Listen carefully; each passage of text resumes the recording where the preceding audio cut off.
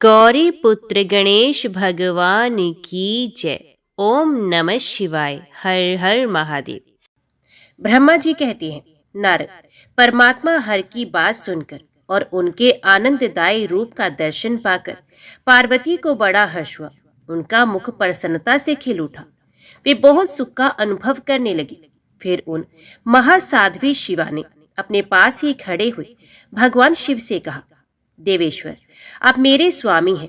प्रभु, पूर्व काल में आपने जिसके लिए हर्षपूर्वक दक्ष के यज्ञ का विनाश किया था, उसे क्यों भुला दिया था?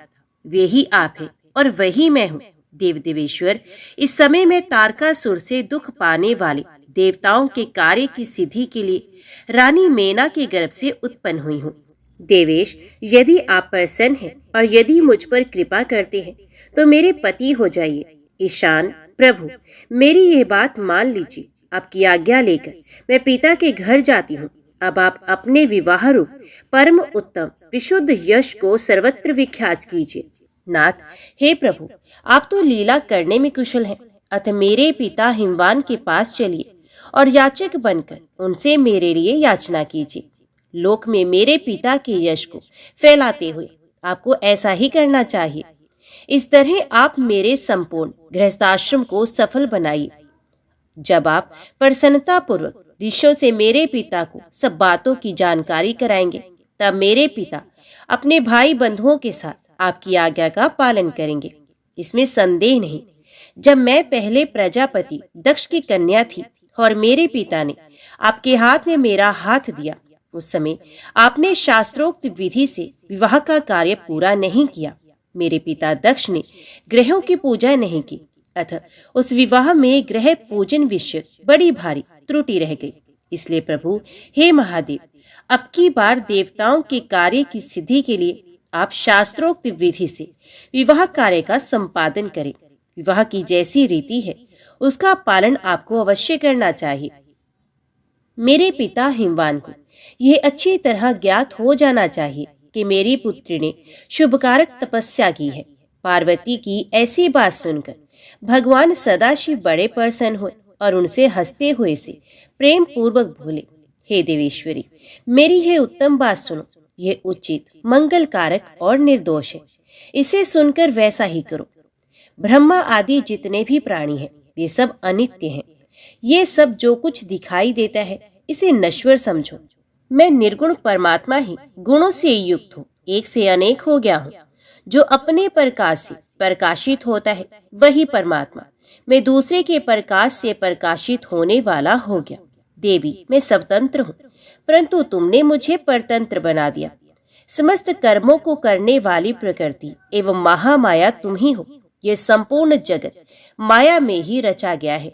मुझे सर्वात्मा परमात्मा ने अपनी उत्तम बुद्धि के द्वारा इसे धारण मात्र कर रखा है। सर्वत्र परमात्मा भाव रखने वाले सर्वात्मा पुण्यवानों ने इसे अपने भीतर सींचा है तथा यह तीनों गुणों से आवेष्टित है। देवी, कौन मुख्य ग्रह है, कौन से ऋतु समूह है अथवा कौन दूसरे दूसरे उपग्रह है? इस समय तुमने शिव के लिए क्या कहा है, किस कार्य का विधान किया है? गुण और कार्य के भेद से हम दोनों ने इस जगत में भक्त वत्सलता के कारण भक्तों को सुख देने के हेतु अवतार ग्रहण किया है। तुम ही रज सत्व तमोमय सूक्ष्म प्रकृति हो, सदा व्यापार कुशल सगुणा और निर्गुणा भी हो। मैं यहाँ संपूर्ण भूतों का आत्मा निर्विकार एवं निर्ही हूँ। भक्त की इच्छा से मैंने शरीर धारण किया है। मैं तुम्हारे पिता हिमालय के पास नहीं जा सकता तथा भिक्षुक होकर किसी तरह तुम्हारी उनसे याचना भी नहीं कर सकता। ये राजनंदिनी, महान गुणों से अत्यंत गौरवशाली महात्मा पुरुष भी अपने मुंह से देव ये बात निकालने पर तत्काल लघुता को प्राप्त हो जाता है। कल्याणी, ऐसा जानकर हमारे लिए क्या कहती हो? भद्रे, तुम्हारी आज्ञा से मुझे सब कुछ करना है, अतः जैसी तुम्हारी इच्छा हो वैसा करो।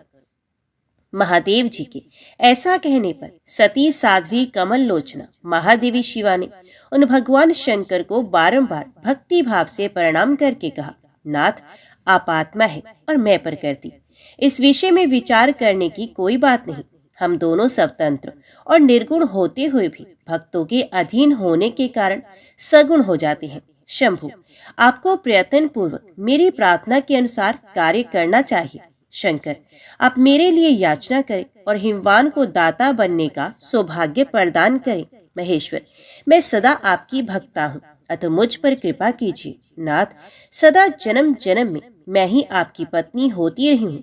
आप पर ब्रह्म परमात्मा है, निर्गुण है, प्रकृति से परे हैं, निर्विकार, निर्हित एवं स्वतंत्र परमेश्वर हैं। तथापि भक्तों के उद्धार में संलग्न होकर यह सगुण भी हो जाती हैं।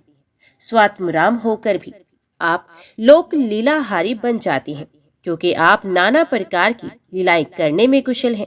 महादेव, मैं सब प्रकार से आपको जानती हूँ, सर्वज्ञ, अब बहुत कहने से क्या लाभ, मुझ पर दया कीजिए। नाथ, महान अद्भुत लीला करके लोक में अपने सुयश का विस्तार कीजिए, जिसे गा गा कर लोग अनायास ही भवसागर से पार हो जाएं। नारद, ऐसा कहकर गिरजा ने महेश्वर को बारंबार प्रणाम किया और मस्तक झुकाकर हाथ जोड़ वे चुप हो गए। उनके ऐसा कहने पर महात्मा महेश्वर ने लोक लीला का अनुसरण करने के लिए वैसा करना स्वीकार किया। पार्वती ने जो कुछ कहा था उसी को प्रसन्नता पूर्वक करने के लिए उदित होकर वे हंसने लगे। तदंतर हर्ष से भरे हुए शंभु अंतर ध्यान हो कैलाश को चले गए। उस समय काली के विरह से उनका चित्त उन्हीं की ओर खिंच गया था। कैलाश पर जाकर परम आनंद में निमग्न हुए महेश्वर ने अपने नंदी आदि गणों से वे सारा वृतांत कह सुनाया। वे भैरव आदि सभी गण भी वे सब समाचार सुनकर अत्यंत सुखी हो गए और महान उत्सव करने लगे। नारद, उस समय वहां महान मंगल होने लगा, सबके दुख नष्ट हो गए तथा रुद्रदेव को भी पूर्ण आनंद प्राप्त हो गया। नारद, भगवान शंकर के अपने स्थान को चले जाने पर सखियों सहित पार्वती भी अपने रूप को सफल करके महादेव जी का नाम लेती हुई पिताजी के घर चली गई। पार्वती का आगमन सुनकर मेना और हिमाचल दिव्य रथ पर आरूढ़ हो हर्ष से विवल होकर उनकी अगवानी के लिए चले आए। पुरोहित, पूर्वासी, अनेकानेक सखियां तथा अन्य सब संबंधी भी आ पहुंचे। पार्वती के सारे भाई मेनाक आदि बड़े हर्ष के साथ जय जयकार करते हुए उन्हें घर ले आने के लिए गए। इसी बीच में पार्वती अपने नगर के निकट आ गई। नगर में प्रवेश करते समय शिवा देवी ने माता पिता को देखा, जो अत्यंत प्रसन्न और हर्ष से विवल चित होकर दौड़े चले आ रहे थे। उन्हें देखकर हर्ष से भरी हुई काली ने सखियों सहित प्रणाम किया। माता पिता ने पूर्ण रूप से आशीर्वाद दी, पुत्री को छाती से लगाया।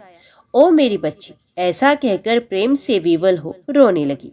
तत्पश्चात अपने घर की दूसरी स्त्रियों तथा भाभियों ने भी बड़ी प्रसन्नता के साथ प्रेम पूर्वक उन्हें भुजाओं में भरकर भेंटा। देवी, तुमने अपने कुल का उद्धार करने वाले उत्तम कार्य को अच्छी तरह से सिद्ध किया है। तुम्हारे सदाचरण से हम सब लोग पवित्र हो गए। ऐसा कहकर सब लोग हर्ष के साथ पार्वती की भूरी भूरी प्रशंसा करते हुए उन्हें प्रणाम करने लगे।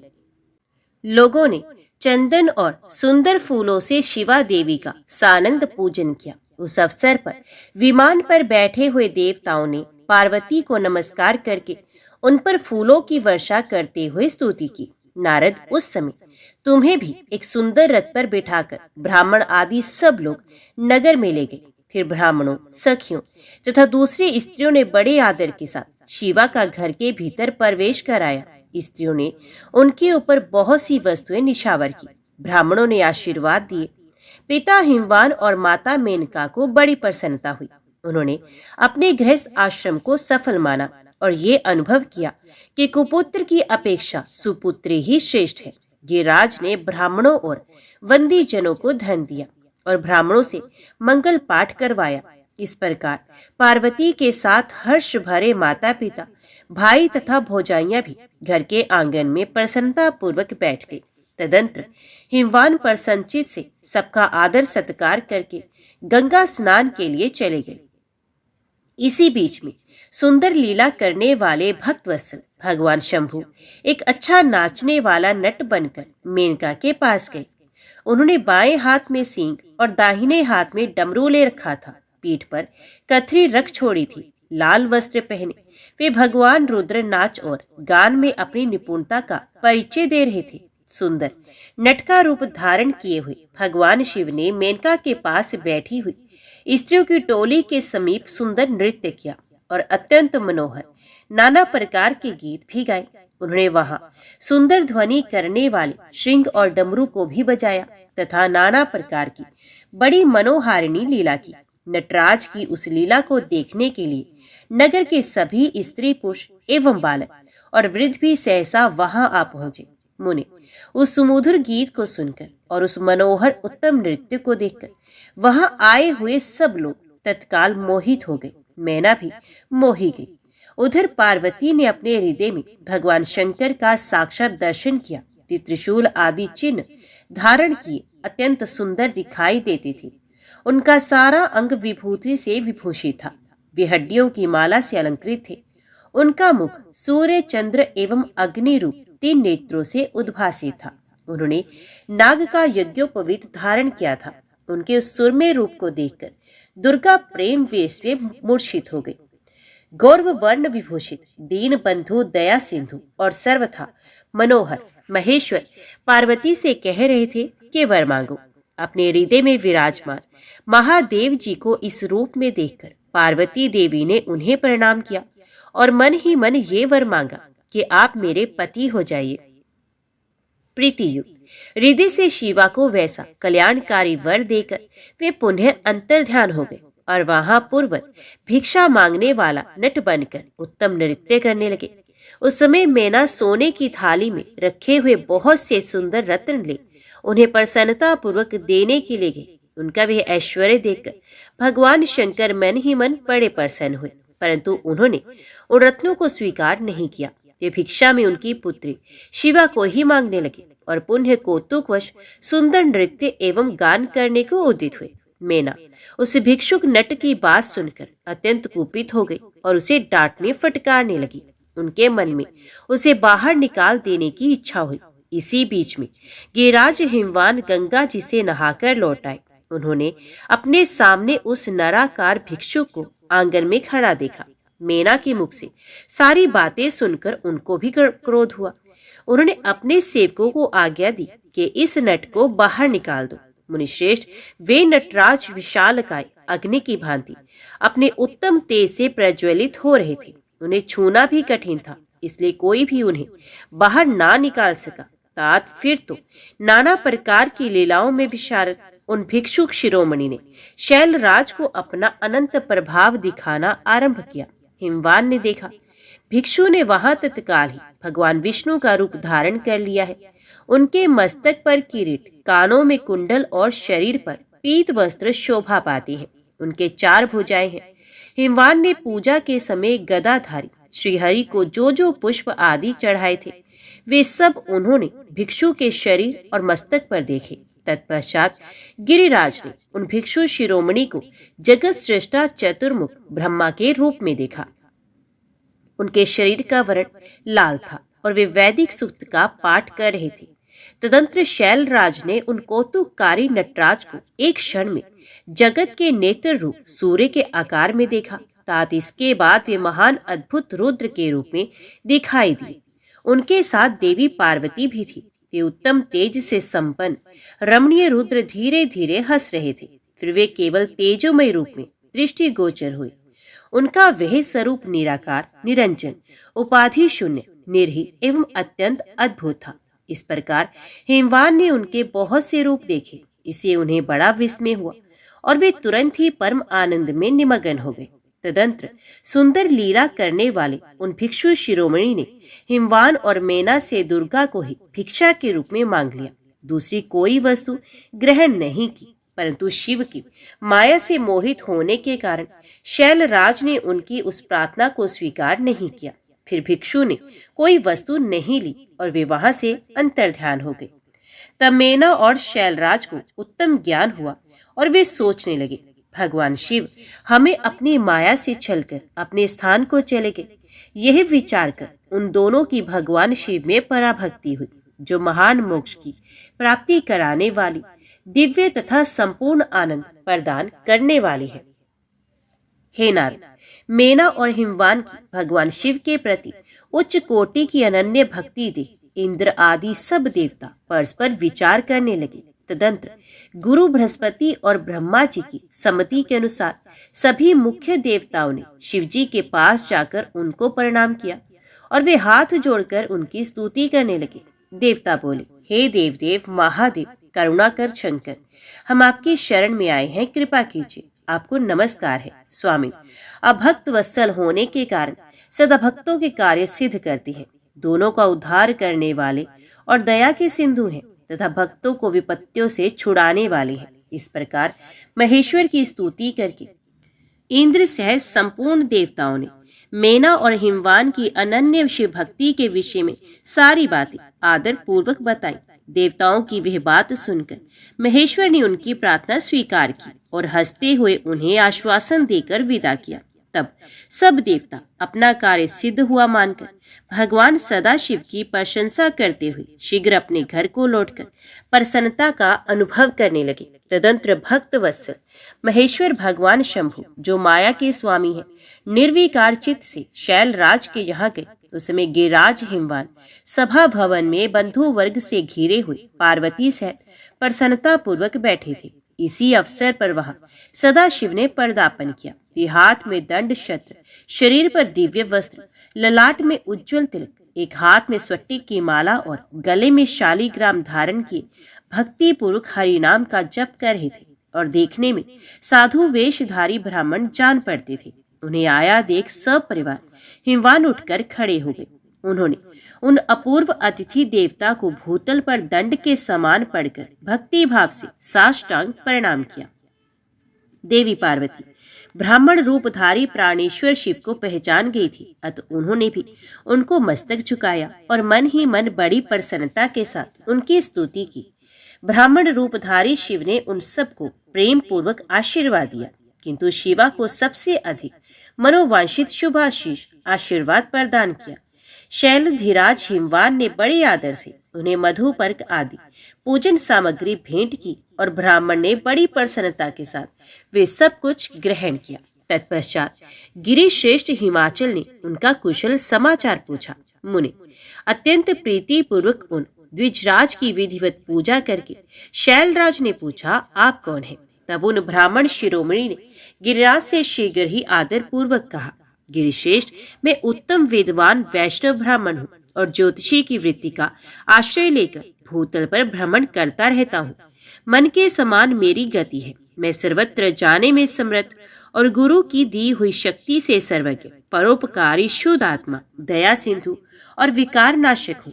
मुझे ज्ञात हुआ है कि तुम अपनी सुलक्ष्मी सरीखी सुंदर रूप वाली दिव्य सुलक्षणा अपनी पुत्री को एकाश्रय है असंग कुरूप और गुणहीन वर महादेव जी के हाथ में देना चाहते हैं। वे रुद्र देवता मरघट में वास करते, शरीर में सांप लपेटे रहते और योग साधते फिरते हैं। उनके पास पहनने के लिए एक वस्त्र भी नहीं है।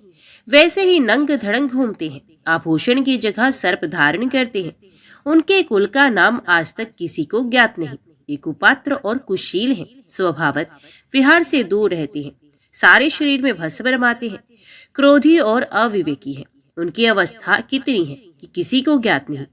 वे अत्यंत कुत्सित जटा का बोझ सदा सर पर धारण किए रहते हैं।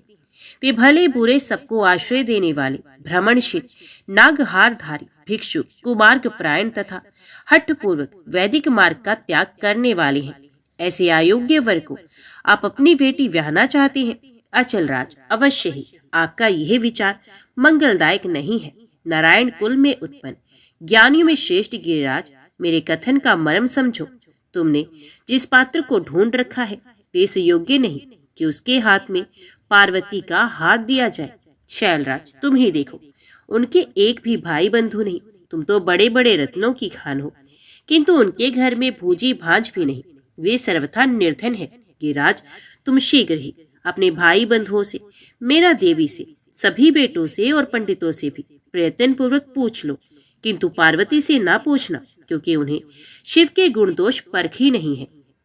नारद, ऐसा कहकर वे ब्राह्मण देवता जो नाना प्रकार की लीला करने वाले शांत स्वरूप शिव ही थे, शीघ्र खा पीकर आनंद पूर्वक वहां से अपने घर को चले गए। ब्राह्मण रूपधारी शिवजी के वचनों का मेना के ऊपर बड़ा प्रभाव पड़ा और उन्होंने दुखी होकर पति से कहा, गिरिराज, इन वैष्णव ब्राह्मण ने शिवजी की जो निंदा की है उसे सुनकर मेरा मन उनकी ओर से बहुत खिन्न एवं विरक्त हो गया है। रुद्र के रूप, शील और नाम सभी कुत्सित है। मैं उन्हें अपनी सुलक्षणा पुत्री कदापि नहीं दूंगी। यदि आप मेरी बात नहीं मानेंगे तो मैं निस्संदेह मर जाऊंगी। अभी इस घर को छोड़ दूंगी अथवा विष खा लूंगी। पार्वती के गले में फांसी लगाकर गहन वन में चली जाऊंगी अथवा उसे महासागर में डुबो दूंगी, परंतु अपनी बेटी को रुद्र के गले में नहीं मरूंगी। ऐसा कहकर मैना तुरंत कोप भवन में चली गई और अपने हार को फेंककर रोती हुई धरती पर लौट गई। इधर भगवान शिव को इस बात का पता लगा। तब उन्होंने अरुंधति सहित सप्तऋषियों को बुलाया तथा मेना के पास जाकर उन्हें समझाने की आज्ञा दी। शिवजी का आदेश प्राप्त कर भगवान शिव को नमस्कार करके वे दिव्य ऋषि आकाश मार्ग से उस स्थान को चले गए जहाँ हिमवान की नगरी थी। उसे दिव्य पुरी को देखकर उन सप्तऋषियों को बड़ा विस्मय हुआ कि हिमाचल पुरी की परस्पर प्रशंसा करते हुए सब ऐश्वर्यों से भरे पूरे हिमवान के घर जा पहुंचे। उन सूर्य तुल्य तेजस्वी सातों ऋषियों को दूर से आकाश के रास्ते आते देख हिमवान को बड़ा विस्मय हुआ और वे बोले, ये 7 सूर्य तुल्य तेजस्वी मुनि मेरे पास आ रहे हैं। मुझे प्रयत्न पूर्वक इस समय इनकी पूजा करनी चाहिए। सबको सुख देने वाले हम गृहस्थ लोग धन्य हैं, जिनके घर पर ऐसे महात्मा पदार्पण किया करते हैं। इसी समय वे मुनि आकाश से उतरकर पृथ्वी पर खड़े हो गए। उन्हें सामने देख हिमवान बड़े आदर के साथ आगे बढ़े और हाथ जोड़ मस्तक झुकाकर उन सप्तऋषियों को प्रणाम करने के पश्चात उन्होंने बड़े सम्मान के साथ उन सबकी पूजा की तथा उन्हें आगे करके कहा, मेरा गृहस्थ आश्रम आज धन्य हो गया। यूं कहकर उन्हें बैठने के लिए भक्ति पूर्वक आसन लाकर दिया। जब वे आसनों पर बैठ गए तब उनकी आज्ञा लेकर हिमवान भी बैठे और वहां उन ज्योतिर्मय महर्षियों से इस प्रकार बोले, आज मैं धन्य हूँ, कृत्य हूँ। मेरा जीवन सफल हो गया। मैं लोक में बहुत से तीर्थों की भांति दर्शनीय बन गया, क्योंकि आप जैसे विष्णु रूपी महात्मा मेरे घर पधारे हैं। आप लोग पूर्ण काम है। हम दीनों के घरों में आपका क्या काम हो सकता है। तथापि मुझ सेवक के योग्य यदि कोई भी कार्य हो तो कृपा पूर्वक उसे अवश्य कहें। उसे पूर्ण करने से मेरा जीवन सफल हो जाएगा। शैलराज, भगवान शिव को जगत का पिता कहा गया है और शिवा जगन माता मानी गई है। अतः तुम्हें महात्मा शंकर को अपनी कन्या देनी चाहिए। हिमालय, ऐसा करके तुम्हारा जन्म सफल हो जाएगा तथा तुम जगत गुरु के भी गुरु हो जाओगे, इसमें संशय नहीं। मुनीश्वर, सप्तऋषियों का ये वचन सुनकर हिमवान ने दोनों हाथ जोड़ उन्हें प्रणाम करके इस प्रकार कहा, महाभाग सप्तऋषियों, आप लोगों ने जो बात कही उसे शिव की इच्छा से मैंने पहले से ही मान रखा था। किंतु प्रभु, इन दिनों एक वैष्णव धर्मी ब्राह्मण ने आकर भगवान शिव के प्रति प्रसन्नता पूर्वक बहुत सी उल्टी बातें बताई हैं। तभी से शिवा की माता का ज्ञान भ्रष्ट हो गया है। वे अपनी बेटी का विवाह उस योगी रुद्र के साथ नहीं करना चाहती। ब्राह्मणों, वे बड़ा भारी हट करके मैले कपड़े पहन कोप भवन में चली गई हैं और समझाने पर भी समझ नहीं रही हैं। मैं भी उस वैष्णव ब्राह्मण की बात सुनकर ज्ञान भ्रष्ट हो गया हूँ। आपसे सच कहता हूँ, भिक्षुक रूपधारी महेश्वर को बेटी देने की मेरी भी अब इच्छा नहीं है।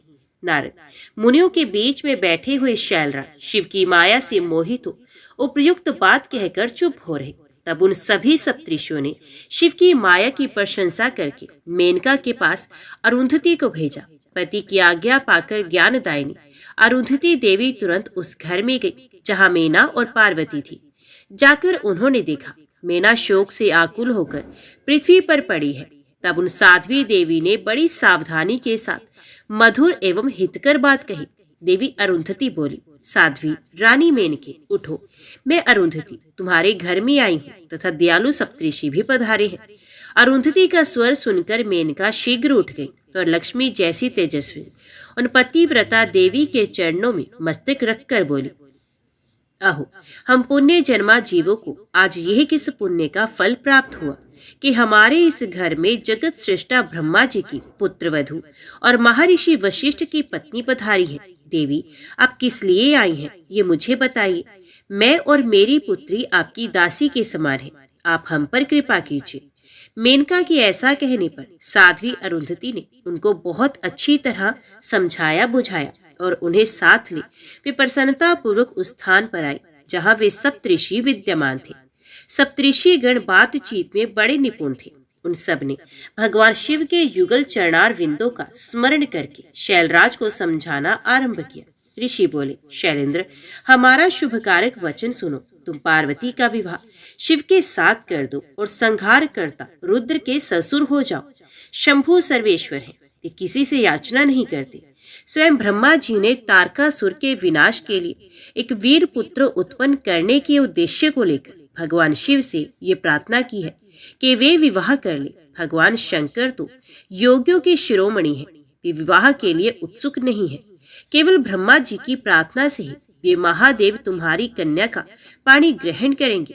तुम्हारी पुत्री ने जब तपस्या की थी उस समय उसके सामने उन्होंने उसे विवाह की प्रतिज्ञा कर ली थी। इन्हीं दो कारणों से वे योगी राज शिव विवाह करेंगे। ऋषियों की ये बात सुनकर हिमालय हंस पड़े और कुछ भयभीत हो विनय पूर्वक बोले, मैं शिव के पास कोई राजोचित सामग्री नहीं देखता। उनका ना कोई घर है, न ऐश्वर्य, ना कोई स्वजन, ना बंधु बांधव। मैं अत्यंत निर्लिप्त योगी को अपनी बेटी देना नहीं चाहता। आप लोग वेद विधाता ब्रह्मा जी के पुत्र हैं, अतः अपना निश्चित विचार कहिए। जो पिता काम से, मोह से, भय से अथवा लोभ से किसी अयोग्य वर के हाथ में अपनी कन्या दे देता है, वे मरने के बाद नरक में जाता है। अतः मैं स्वेच्छा से भगवान शूलपाणी को अपनी कन्या नहीं दूंगा। इसलिए महर्षियों, जो उचित विधान हो उसे आप लोग कीजिए। नारद, हिमाचल के इस वचन को सुनकर बातचीत करने में निपुण महर्षि वशिष्ठ ने उनसे यूं कहा, शैलेश्वर, मेरी बात सुनो। यही सर्वथा तुम्हारे लिए हितकारक, धर्म के अनुकूल, सत्य तथा इहलोक और परलोक में सुखदायक है। शैलराज, लोक तथा वेद में 3 प्रकार के वचन उपलब्ध होते हैं। शास्त्रज्ञ पुरुष अपनी निर्मल ज्ञान दृष्टि से उन सब प्रकार के वचनों को जानता है। एक तो वे वचन है जो तत्काल सुनने में बड़ा सुंदर लगता है, परंतु पीछे वे असत्य एवं अहितकारक सिद्ध होता है। ऐसा वचन बुद्धिमान शत्रु ही कहता है, उसे कभी हित नहीं होता। दूसरा वे है जो आरंभ में अच्छा नहीं लगता, उसे सुनकर अप्रसन्नता ही होती है, परंतु परिणाम में वे सुख देने वाला होता है। इस तरह का वचन कहकर दयालु धर्मशील बांधव जन ही कर्तव्य का बोध कराता है। तीसरी श्रेणी का वचन वे है जो सुनते ही अमृत के समान मीठा लगता है और सब काल में सुख देने वाला होता है। सत्य ही उसका सार होता है, इसलिए वे हितकारक हुआ करता है। ऐसा वचन सबसे श्रेष्ठ और सबके लिए अभीष्ट है। इस तरह नीति शास्त्र में 3 प्रकार के वचन कहे गए। इन तीनों में से तुम्हें कौन सा वचन अभीष्ट है, बताओ, मैं तुम्हारे लिए वैसा ही वचन कहूंगा। भगवान शंकर संपूर्ण देवताओं के स्वामी है, उनके पास बाहरी संपत्ति नहीं। इसका कारण ये है कि उनका चित्त एकमात्र ज्ञान के महासागर में मगन रहता है, जो ज्ञान आनंद स्वरूप और सबके ईश्वर है। उन्हें लौकिक बाहरी वस्तु की क्या आवश्यकता। गृहस्थ पुरुष राज्य और संपत्ति से सुशोभित होने वाले वर को अपनी पुत्री देता है, क्योंकि किसी दीन दुखी को कन्या देने से पिता कन्या घाती होता है, उसे कन्या के वध का पाप लगता है। कौन जानता है कि भगवान शंकर दुखी हैं? कुबेर जिनके किंकर हैं, जो अपनी भूर्भंग की लीला मात्र से संसार की सृष्टि और संहार करने में समर्थ है, जिन्हें गुणातीत परमात्मा और प्रकृति से परे परमेश्वर कहा गया, सृष्टि पालन और संहार करने वाली जिनकी त्रिविध मूर्ति ही ब्रह्मा विष्णु और हर नाम धारण करती है, उन्हें कौन निर्धन अथवा दुखी कह सकता है? ब्रह्मलोक में निवास करने वाले ब्रह्मा, क्षीर सागर में रहने वाले विष्णु तथा कैलाशवासी हर, ये सब शिव की ही विभूतियां हैं। शिव से प्रकट हुई प्रकृति भी अपने अंश से 3 प्रकार की मूर्तियों को धारण करती है। जगत में लीला शक्ति से प्रेरित हो वे अपनी कला से बहुत सा रूप धारण करती है। समस्त वांगमयी अधिष्ठात्री देवी वाणी उनके मुख से प्रकट हुई। और सर्व संपत्ति स्वरूपिणी लक्ष्मी वक्ष स्थल से आविर्भूत हुई तथा शिवा ने देवताओं के एकत्रित हुए तेज से अपने को प्रकट किया था और संपूर्ण दानवों का वध करके देवताओं को स्वर्ग की लक्ष्मी प्रदान की थी। देवी शिवा कल्पांतर में दक्ष पत्नी के उदर से जन्म ले सती नाम से प्रसिद्ध हुई और हर को उन्होंने पति के रूप में प्राप्त किया। दक्ष ने स्वयं ही भगवान शिव को अपनी पुत्री दी थी। सती ने पति की निंदा सुनकर योग बल से अपने शरीर को त्याग दिया था। वे ही कल्याणमयी सती अब तुम्हारे वीर और मैना के गर्भ से प्रकट हुई। शैलराज, ये शिवा जन्म जन्म में शिव जी की ही पत्नी होती है। प्रत्येक कल्प में बुद्धि रूपा दुर्गा ज्ञानियों की श्रेष्ठ माता होती है। ये सदा सिद्ध सिद्धिदायिनी और सिद्धि रूपिणी है। भगवान हर चीता भस्म के रूप में सती के अस्थि चूर्ण को ही स्वयं प्रेम पूर्वक अपने अंगों में धारण करती है। अथ गिरिराज, तुम स्वेच्छा से ही अपनी मंगलमयी कन्या को भगवान हर के हाथ में दे दो। तुम यदि नहीं दोगे तो वे स्वयं प्रियतम के स्थान में चली जाएगी। देवेश्वर शिव तुम्हारी पुत्री का अनंत क्लेश देखकर ब्राह्मण के रूप में इसकी तपस्या के स्थान पर आए थे और इसके साथ विवाह की प्रतिज्ञा करके इसे आश्वासन एवं वर देकर अपने आवास स्थान को लौट गए थे। गिरे, पार्वती की प्रार्थना से ही शंभु ने तुम्हारे पास आकर इसके लिए याचना की और तुम दोनों ने शिव भक्ति में मन लगाकर उनकी उस याचना को स्वीकार किया। गिरीश्वर, बताओ फिर किस कारण से तुम्हारी बुद्धि विपरीत हो गई? भगवान शिव ने देवताओं की प्रार्थना से प्रभावित होकर हम सब ऋषियों को और अरुंधति देवी को भी तुम्हारे पास भेजा है। हम तुम्हें यही शिक्षा देते हैं कि तुम पार्वती को रुद्र के हाथ में दे दो। गिरे, ऐसा करने पर तुम्हें महान आनंद प्राप्त होगा। शैलेंद्र, यदि तुम स्वे इच्छा से अपनी बेटी शिवा को शिव के हाथ में नहीं दोगे तो भावी के बल से ही इन दोनों का विवाह हो जाएगा।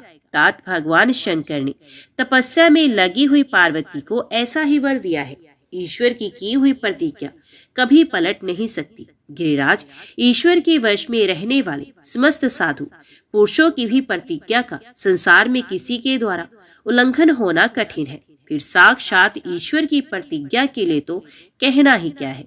नारद, तदंतर वशिष्ठ ने प्राचीन काल में राजा अरण्य के द्वारा अपनी कन्या पद्मा का पिप्पलाद के साथ विवाह करने की कथा, धर्म के वरदान से पिप्पलाद की तरुण अवस्था, रूप गुण सदा स्थिर रहने वाला यौवन, कुबेर और इंद्र से भी बढ़कर धन ऐश्वर्य, भक्ति, सिद्धि एवं समता प्राप्त करने की तथा पद्मा के स्थिर यौवन, सौभाग्य, संपत्ति एवं भर्ता के द्वारा परम गुणवान 10 पुत्रों के प्राप्त करने की कथा सुनाकर कहा।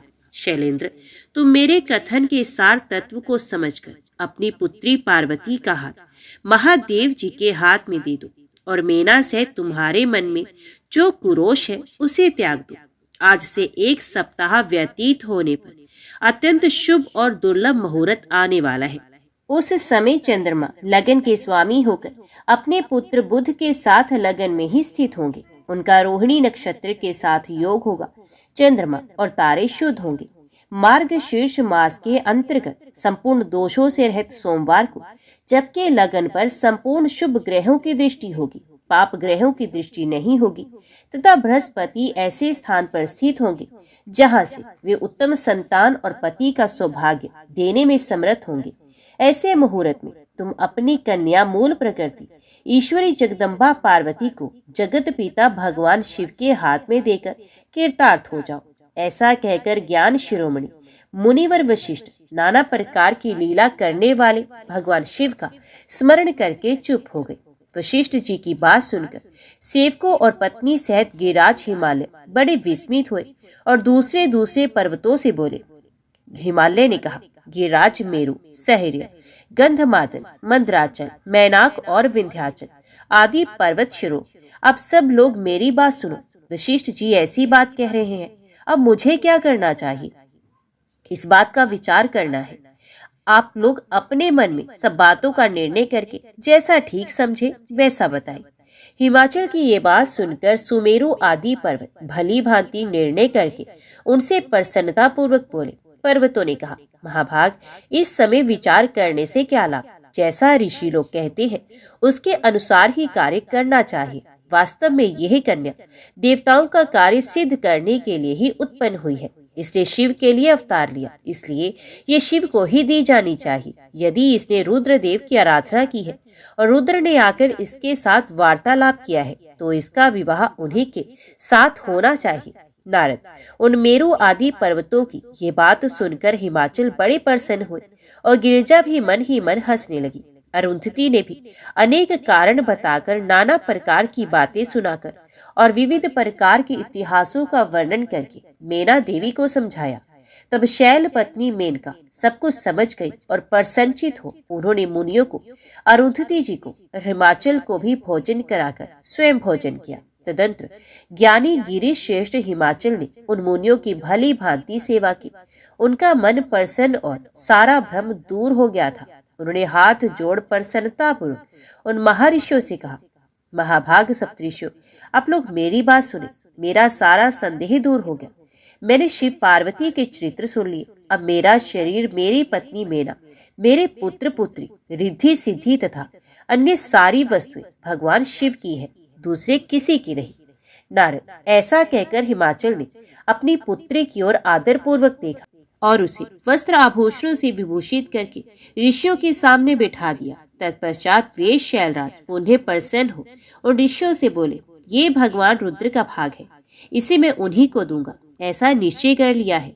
ऋषि बोले, गिरिराज, भगवान शंकर तुम्हारे याचक है, तुम स्वयं उनके दाता हो और पार्वती देवी भिक्षा है, इससे उत्तम और क्या हो सकता है। हिमाचल, तुम समस्त पर्वतों के राजा, सबसे श्रेष्ठ और धन्य हो, अतः तुम्हारे शिखरों की सामान्य गति है, तुम्हारे सभी शिखर सामान्य रूप से पवित्र एवं श्रेष्ठ है।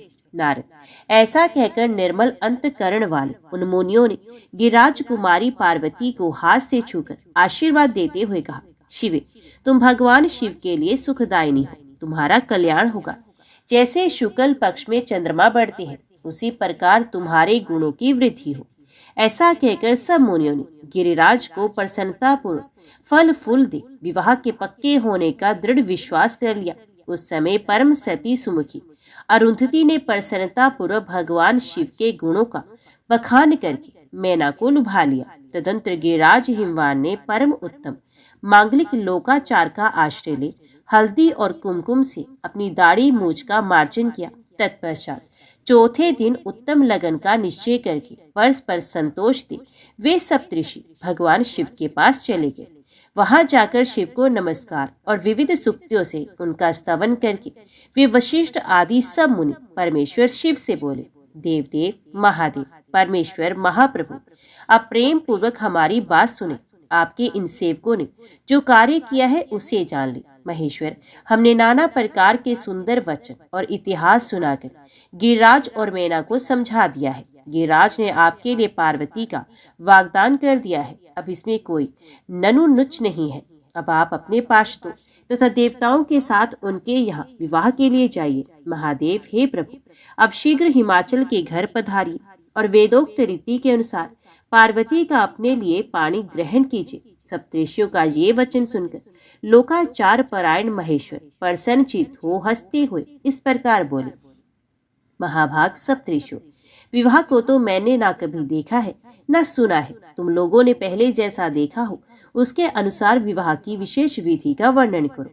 महेश्वर के उस लौकिक शुभ वचन को सुनकर वे ऋषि हंसते हुए देवादिदेव भगवान सदाशिव से बोले, प्रभु, आप पहले तो भगवान विष्णु को विशेषित उनके पार्षदों सहित शीघ्र बुलाएं, फिर पुत्रों सहित ब्रह्मा जी को, देवराज इंद्र को, समस्त ऋषियों को, यक्ष गंधर्व किन्नर सिद्ध विद्याधर और अप्सराओं को प्रसन्नता पूर्वक आमंत्रित करें। इनको तथा अन्य सब लोगों को यहाँ सादर बुलावा दें। वे सब मिलकर आपके कार्य का साधन कर लेंगे, इसमें संशय नहीं है। नारद, ऐसा कहकर वे सातों ऋषि उनकी आज्ञा ले भगवान शंकर की स्थिति का वर्णन करते हुए वहां से प्रसन्नता पूर्वक अपने धाम को चले गए। ओम नमः शिवाय। हर हर महादेव। आगे की कथा आप अगले अध्याय में सुनेंगे।